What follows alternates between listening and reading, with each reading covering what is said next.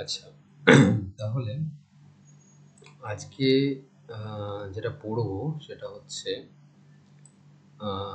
Plasma মেমব্রেনের structure. ওকে, so already sell সম্বন্ধে আমরা একটা মোটামুটি ধারণা পেয়েছি আগের দিন। আমি সেল সম্বন্ধে তাহলে ডিটেল কিছু বলবো না, মোটামুটি একটা আমি ছবি দেখাবো শুধু। সেই ছবিটা দেখানোর পর আমি যাব হচ্ছে প্লাজমা মেমব্রেন এবং সেল ওয়ালের স্ট্রাকচারে। তাহলে প্রথম আমরা যদি একটা সেল কেমন দেখতে হয় সেটাই যায়, তাহলে অলরেডি সেটা যেহেতু আমরা পড়েছি, তাও আমি জাস্ট একবার বোঝার খাতিরে আমি এটা দেখাবো যে সেল কেমন দেখতে হয়। সেখানে আমরা দেখতে পাবো যে একটা সেলের মধ্যে কি থাকে বেসিক্যালি। ঠিক আছে, এক সেকেন্ড। আমরা যদি এই ছবিটা দেখি, এই ছবিটা, সেখানে কি দেখতে পাচ্ছি? আমরা দেখতে পাচ্ছি যে বেসিক্যালি দেখতে পাচ্ছি যে এই বাইরের যে এটা আছে, এটা হচ্ছে কোষ পর্দা বা সেল ওয়াল যাকে আমরা বলছি। তার ভেতরের লেয়ারটা হচ্ছে সেল মেমব্রেন বা প্লাজমা মেমব্রেন। তার ভেতরে সমস্ত আমার যে সেল অর্গানেলিসগুলো আছে, এবং সেই সেল অর্গানেলিসের মধ্যে সবচেয়ে বড় একটা নিউক্লিয়াস। এবং আগের দিন আমরা বলেছিলাম যে নিউক্লিয়াসটা ডবল মেমব্রেন, এবং ডবল মেমব্রেনের মাঝে মাঝে দরজা আছে, এগুলোকে বলা হচ্ছে নিউক্লিয়ার পোর। এবং নিউক্লিয়াসের মেমব্রেনের গায়েও প্রচুর ছোটো ছোটো ছোটো ছোটো ডটের মতো আছে, যেগুলোকে বলা হচ্ছে রাইবোসোম। এবং ভেতরের এই যে ডেন্স কালারটা, এটা হচ্ছে নিউক্লিওলাস, এবং এখান থেকে প্রচুর ডিএনএ, এগুলো বেসিক্যালি ডিএনএ, বাট আমরা এগুলোকে বলবো ক্রোমাটিন, কারণ এর মধ্যে যেহেতু নিউক্লিওপ্লাজমটা ভিতরে আছে, মানে রসটা ভেতরে আছে। আচ্ছা, নিউক্লিয়াসকে ক্যারি অন বলা হয়, তাই এই রসটার আরেকটা নাম কিন্তু ক্যারিওলিম্ফ। ঠিক আছে। আচ্ছা, এবার এখানে খুব স্পষ্ট সুন্দরভাবে বোঝা যাচ্ছে যে নিউক্লিয়াস থেকে এন্ডোপ্লাজমিক রেটিকুলামটা তার পর্দা থেকে বেরিয়ে এসছে। ঠিক আছে, এবং তারপর থেকে এই যে এটা গলগি, এটা হচ্ছে গলগি বডিজ বা গলগি অ্যাপারেটাস, এবং সেখানে প্রচুর ভেসিকেলস আছে। এবং এটা প্লাস্টিড, এটা মাইটোকন্ড্রিয়া, এটা লাইসোসোম বলতে পারি, বা বা প্লাজমা মেমব্রেন থেকে কোনো ফিউজ হয়েছে কিছু একটা জিনিস যেটা ভিতরে ঢুকেছে।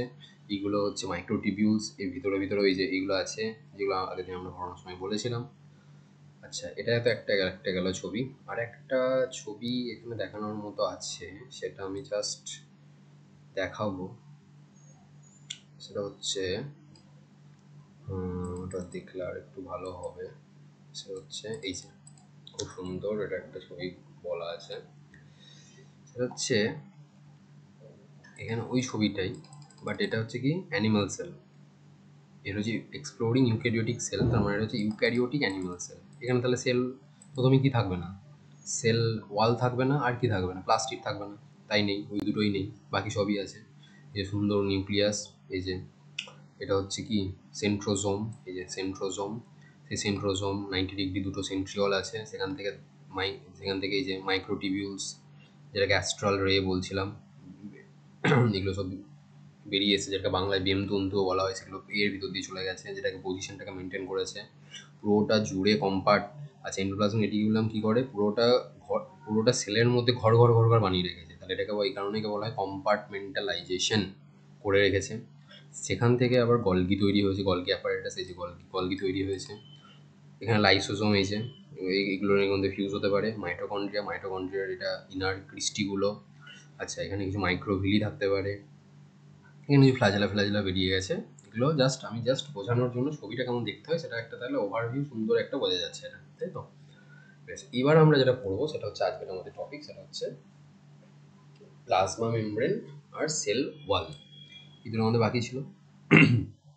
তাহলে অ্যানিমেল সেলের ক্ষেত্রে সেল প্লাজমা মেমব্রেনটা আছে, আর প্ল্যান্ট সেলের ক্ষেত্রে এর বাইরে থাকবে সেল ওয়াল, তাই তো? এই দুটো ডিফারেন্স। তাহলে এবার যদি আমরা ডিটেলে ঢুকি, মেমব্রেন স্ট্রাকচারের মধ্যে। মেমব্রেন স্ট্রাকচারের মধ্যে গেলে আমরা ফার্স্টে আগে ছবি দেখব, তারপরে বাকিটা দেখব। আচ্ছা, এইটা হচ্ছে একটা মেমব্রেন, ঠিক আছে?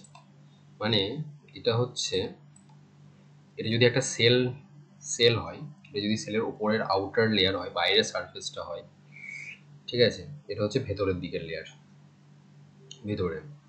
এবং এই যে এই সেলটার মধ্যে কি আছে?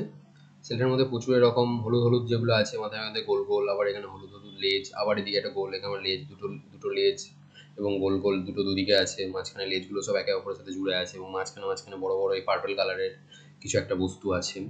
সেই জিনিসগুলো কি আমরা দেখবো? তাহলে ওভারঅল এটা একটা জিনিস দেখলে কি বোঝা যাচ্ছে যে, আমি যদি এটাকে পুরোটা কন্টিনিউ করি, তাহলে বোঝা যাচ্ছে যে এই পর্দাটা আমি মাঝখান থেকে কেটেছি, তাই আমরা এরকম দেখতে পাচ্ছি। কিন্তু আমরা যদি পুরোটা ওভারভিউ দেখি, তাহলে কি বুঝতে পারবো যে এইটার চারিদিকে, মানে এইটার উপরটা পুরোটা এরকম হয়ে আছে তো। কিন্তু আমি যদি এটাকে সমুদ্র ভাবি, সেটা হচ্ছে একটা পুরো সমুদ্র, পুরোটা উপরটা সমুদ্রের জল আছে, সাদা সাদাগুলো। আর এই সাদা সাদা সমুদ্রের জলের মধ্যে এইগুলো কিছু একটা ভাসছে, এটা একটা ভাসছে, কিছু কিছু এরকম সবুজ সবুজ ভাসছে। তো এটাকে যদি আমি কন্টিনিউয়াসলি এটাকে যদি একটা কিছু বলতে থাকি, তাহলে এটাকে বলা হয় বেসিক্যালি আইসবার্গ টাইপের, মনে হচ্ছে না? কাইন্ড অফ, যে যার আমি উপরটা দেখতে পাচ্ছি কিন্তু নিচেরটা দেখতে পাচ্ছি না, কিন্তু আমি যদি কাটি তখন দেখতে পাচ্ছি নিচের মধ্যে কতটা ভিতরে ঢুকে আছে। তাহলে এই জিনিসটা কাইন্ড অফ ওরকম। জাস্ট ছবিটা বোঝার জন্য এটা আপাতত বোঝা দরকার, তারপরে ইন ডিটেল আমরা কি সেটা আস্তে আস্তে আসছি। এবার আমরা যদি এইটাকে, এই একটা পার্টিকুলার এই জায়গাটাকে, মানে হলুদের অংশটাকে যদি আমি ভালো করে বুঝি, তাহলে দেখতে পাবো এটা বেসিক্যালি দুটো জিনিস দিয়ে তৈরি। একটা কি, এই যে এই জিনিসটা দিয়ে তৈরি। মাথায় একটা গোল গোল গ্রে কালারের কিছু একটা আছে, দুদিকে দুটো, আর মাঝখানে হলুদ হলুদ কালারের আছে। বেসিক্যালি আমাদের সেল কি হয়েছিল, সেল পড়ানোর সময় বলেছিলাম যে সেলটা প্রথম আমাদের যে কোষ যে তৈরি হয়েছিল সেটা জলের মধ্যে তৈরি হয়েছিল। তাহলে জলের মধ্যে যদি আমি তেল ফেলে দিই, তাহলে কি হবে? তেলগুলো কি জলের সাথে মিশে যাবে? মিশবে না। তারা তেলের যে ড্রপলেটগুলো তৈরি হবে, মানে তেলের যে বিন্দুগুলো আসবে, সেগুলো একে অপরের সাথে জুড়ে যাবে, তাই তো? তাহলে তেল জলের সাথে মিশবে না। একে বলা হয় হাইড্রোফোবিক। মানে ফোবিক মানে ফোবিয়া, মানে ভয় পাওয়া। তাহলে হাইড্রোফোবিক, হাইড্রো মানে জল, আর ফোবিক মানে ভয় পাওয়া। তাহলে জলকে ওরা ভয় পায়, তার মানে তেল জলকে ভয় পায়। তাই বোঝা গেল এক নম্বর কথা। আর দু নম্বর কথা হচ্ছে, তাহলে আর একটা পার্ট যারা জলকে ভালোবাসে, সেই পার্টটার নাম হচ্ছে হাইড্রোফিলিক। হাইড্রো মানে জল, আর ফিলিক মানে হচ্ছে ভালোবাসা। তাহলে যেহেতু জলের মধ্যে কোষ তৈরি হয়েছিল, তাই বাইরে ভেতরে দুদিকেই জল থাকবে, তাহলে নিশ্চয়ই জলের সাথে এর ইন্টারাকশনের জন্য যে পোর্শনটা জলের সাথে টাচ হচ্ছে সেটা সবসময় হাইড্রোফিলিক হতে হবে। তাই বাইরের দিকের পোর্শনটা হাইড্রোফিলিক, আবার ভেতরের দিকের পোর্শনটাও হাইড্রোফিলিক। কিন্তু মাঝের যে পোর্শনটা হয়ে রয়েছে, সেখানে সব হাইড্রোফোবিক গুলো ঢুকে রয়েছে, যাতে জলের সাথে এটা টাচ না করতে পারে।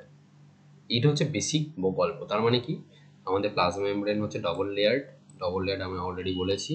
তার মানে এই দিকের লেয়ারটা হাইড্রোফিলিক, এই দিকের লেয়ারটাও হাইড্রোফিলিক, কিন্তু মাঝের লেয়ারটা হচ্ছে হাইড্রোফোবিক।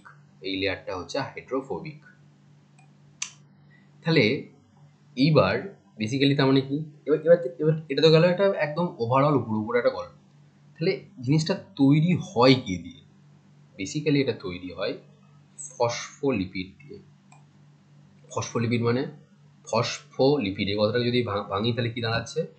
ফসফো মানে ফসফেট, লিপিড মানে লিপিড, লিপিড মানে কি তেল।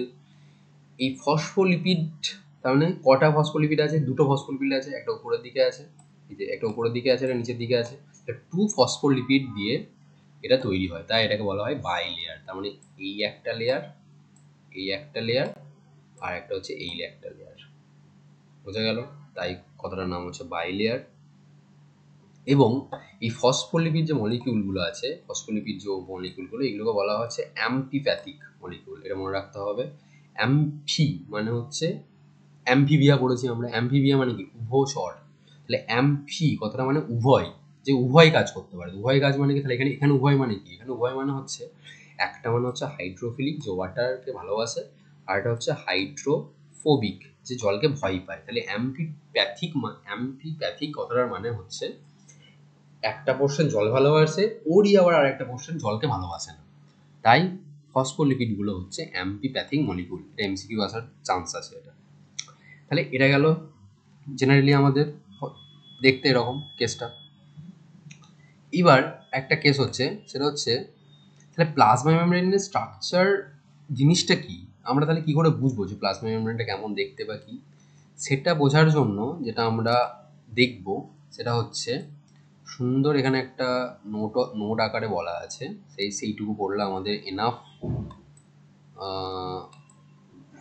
I think. তো সেই জায়গাটা হচ্ছে এই যেটা যে প্লাজমা মেমব্রেন, আমরা প্লাজমা মেমব্রেনের ব্যাপারে পড়ছি। তো প্লাজমা মেমব্রেন কি, প্লাজমা মেমব্রেনের মধ্যে প্রোটিন আছে, লিপিড আছে, কার্বোহাইড্রেট আছে। প্লাজমা মেমব্রেন পড়তে গেলে অনেক মডেল আছে, বাট আমরা শুধুমাত্র পড়বো ফ্লুইড মোজাইক মডেল, যেটা সবচেয়ে বেশি পপুলার। এই ফ্লুইড মোজাইক মডেলটা কে দিয়েছিলেন বিজ্ঞানী সিঙ্গার অ্যান্ড নিকলসন। কত সালে? 1972। কি আছে কথাটার মধ্যে, কি বলছে জিনিসটা বলছে আমরা অলরেডি দেখলাম যে এই যে হাইড্রোফিলিক হেড, হাইড্রোফোবিক টেল, কথাটা এই যেটা লিপিড বাইলেয়ার, এটা সেটা জাস্ট এখানে একটা কার্টুন লাইক স্ট্রাকচার করে রেখেছে। কি বলছে, bimolecular lipid membrane is interrupted by proteins of different types mosaic nature. Mosaic কথাটা মানে কি সেটা আমরা আসবো। And these proteins float in the phospholipid bilayer, যেটাকে বলা হচ্ছে ফ্লুইড নেচার, যে কারণে তাকে বলা হচ্ছে। এবার আমরা যদি আবার ওই ছবিটাতে যাই, যে ছবিটা আমরা দেখছিলাম, সেই ছবিটা যদি যাই আমরা, এবার আমরা এটা ব্যাপারটা বুঝতে পারবো। কি, এটা তো গেল বাইলেয়ার, এই পুরোটা, এটা তো পুরোটা হচ্ছে বাইলেয়ার, তাই তো, এইদিকে বাইলেয়ার গেছে। কিন্তু প্রোটিন, এই যে প্রোটিনগুলো এ মাঝে মাঝে ঢুকে রয়েছে, এই একটা প্রোটিন, মাঝে মাঝে ঢুকে রয়েছে, আবার কোনোটা এ প্রান্ত রয়েছে, কোনোটা এই দিকের প্রান্তে রয়েছে, বা কোনোটা শুধু উপর প্রান্তে রয়েছে, এরকম টাইপের কিছু কেস আছে। যেমন এটা শুধুমাত্র নিচে আছে, এটা উপরের দিকে নেই, আবার এগুলো শুধু উপরের দিকে আছে, নিচের দিকে থাকতেও পারে, হয়তো জানি না, আমরা নেই। সুতরাং আমরা একটা জিনিস কি বুঝতে পারছি, যে গোটা এই লিপিড মেমব্রেনটার মাঝে মাঝে প্রচুর প্রোটিন ছড়িয়ে ছিটিয়ে রয়েছে। একে বলা হয়, এই কারণে একে বলা হয় ফ্লুইড মোজাইক মডেল। এবার কথাটা কি জাস্টিফিকেশন হলো? ফ্লুইড মোজাইক মডেলের কি জাস্টিফিকেশন হলো? এই যেখানে বলছে ফ্লুইড মোজাইক মডেল কি জাস্টিফিকেশন হলো? না, এখন জাস্টিফিকেশন হয়নি। তার কারণ হয়নি, মোজাইক কথাটা মানে কি, আমরা বাড়িতে দেখি যে আমরা মোজাইক করব, মোজাইকের ক্ষেত্রে কি হয় ভালো করে ভেবে দেখলে কীরকম দেখায়, যে একটা পাথরের ধরে নিচ্ছি এটা সাদা পাথর, পুরোটা সাদা পাথরের একটা ডাইনিং আছে, সে ডাইনিংয়ে মোজাইক করা মানে কি, কিছু রং বেরঙের অন্য কালারের পাথর সে সাদা পাথরের মধ্যে বসিয়ে দেওয়া হয়। তাহলে আমরা বলতে পারি সাদা পাথরটাকে যদি সমুদ্র বা জল ধরি, ফ্লুইড ধরি, তাহলে এই পাথরগুলো তার মধ্যে একটা দুটো করে এদিক ওদিক আইসবার্গের মতো রয়েছে, ওই হিমের স্তূপের মতো, ঠিক আছে, ওই হিমস্তূপের মতো রয়েছে, যেগুলোকে আমরা আইসবার্গ বলছি। তো যে কারণে বলা হচ্ছে এটাকে মোজাইক নেচার। আর ফ্লুইড, তার কারণ হচ্ছে আমাদের যে সেল মেমব্রেন, সেই সেল মেমব্রেন নেচার হচ্ছে কোয়াসি ফ্লুইড। টার্মিনোলজিটা মনে রাখতে হবে, কোয়াসি ফ্লুইড, নট ফ্লুইড, আবার নট সলিড। তার মানে কোয়াসি ফ্লুইড মানে কি, যে কোয়াসি ফ্লুইড মানে হচ্ছে এমন এক ধরনের ফ্লুইড যে আদর্শ ফ্লুইড নয়, that is not typical fluid, but can act as fluid in some condition and in some condition act as solid. That's why this is called quasi fluid. Okay, আচ্ছা, তো এটা গেল একটা ব্যাপার। আর যেটা আমরা বলবো সেটা হচ্ছে যেটা আমাদের এনসিইআরটিতে আছে কিছু জিনিস, যে এটা তো বেসিক জিনিসটা বোঝা গেল যে কি হলো, সেটা হচ্ছে সেল থিওরি আমরা পড়েছি অলরেডি। আচ্ছা, এখানে সেল মেমব্রেনের জায়গাটা আমি একবার জাস্ট বের করি, সেখানে দেখি সেখানে কিছু জিনিস বলার আছে। সেটা হচ্ছে এই জায়গাগুলো, যে প্রথম সেল মেমব্রেনের যে স্ট্রাকচার সেটা ফার্স্ট কীভাবে ডিটারমাইন করা হয়েছিল ইলেকট্রন মাইক্রোস্কোপ দিয়ে 1950-তে। ঠিক আছে, ইলেকট্রন মাইক্রোস্কোপ কি কি না বৃত্তান্ত পরে মাইক্রোস্কোপ জেনারেলি যখন একবার বলবো তখন আমি এই জায়গাটা বলে দেবো। আচ্ছা, প্রথম আর in detail structure, chemical structure determine করা হয়েছিল কিসে? হিউম্যান রেড ব্লাড সেলে, আরবিসির মধ্যে। ওকে, এই স্টাডিটা কি শো করে যে আমাদের টোটাল যে প্লাজমা মেমব্রেন সেটা বেসিক্যালি দুটো জিনিস দিয়ে তৈরি, একটা হচ্ছে লিপিড আর হচ্ছে প্রোটিন। লিপিড আর প্রোটিন দিয়ে তৈরি। ঠিক আছে, মেজর লিপিডের মধ্যে মেজর লিপিড কি? ফসফোলিপিড, যেটাকে বললাম অ্যাম্পিপ্যাথিক, যার হাইড্রোফোবিক এবং হাইড্রোফিলিক দুটো অংশ আছে। হাইড্রোফোবিক হচ্ছে কি জল বিকর্ষী বা জলকে ভয় পায়, যেটা ভেতরের দিকে থাকবে, জলের মধ্যে থাকবে না। দেখ, জলের ভেতরের দিকে আছে যে পার্টটা, সেটা হচ্ছে তোর যেটাকে বলা হয় হাইড্রোফোবিক টেলও বলা হয়। আর এটা হচ্ছে হাইড্রোফিলিক হেড, মানে জলকে ভালোবাসে। এই মাথা মাথা গোলগুলো হচ্ছে হেড বলা হচ্ছে। Okay, arrange in a bilayer. Also the lipids are arranged within a membrane, within the membrane of the polar head towards the outer side and hydrophobic tails, যে অলরেডি বলে দিয়েছি। ইন অ্যাডিশন টু ফসফোলিপিড, আর ফসফোলিপিডের সঙ্গে আর কি থাকে? আর একটা important জিনিস থাকে যেটার নাম হচ্ছে কোলেস্টেরল। এটা ভুললে চলবে না। কোলেস্টেরল হচ্ছে একটা সেল মেমব্রেনের ইম্পর্টেন্ট পার্ট, যে কিনা কি করে? ফ্লুইডিটি মেনটেন করতে হেল্প করে। কিভাবে করে না করে আজকে আমরা সেটা দেখবো না, পরবর্তীতে আমরা এগুলো জানবো কিভাবে কোলেস্টেরল করছে বা কি না করছে। আর কি? Biochemical investigation. বায়োকেমিক্যাল ইনভেস্টিগেশন মানে কি? এর যখন আমি কেমিক্যাল কম্পোজিশনগুলো, মানে রাসায়নিক গঠন আমি ইনভেস্টিগেট করেছি, বায়োকেমিক্যাল ইনভেস্টিগেশন যখন আমি করেছি, তখন কি দেখতে পেলাম? যে এখানে অলসো প্রোটিন থাকে এবং কার্বোহাইড্রেট থাকে। প্রোটিন তো আমরা অলরেডি বললাম যে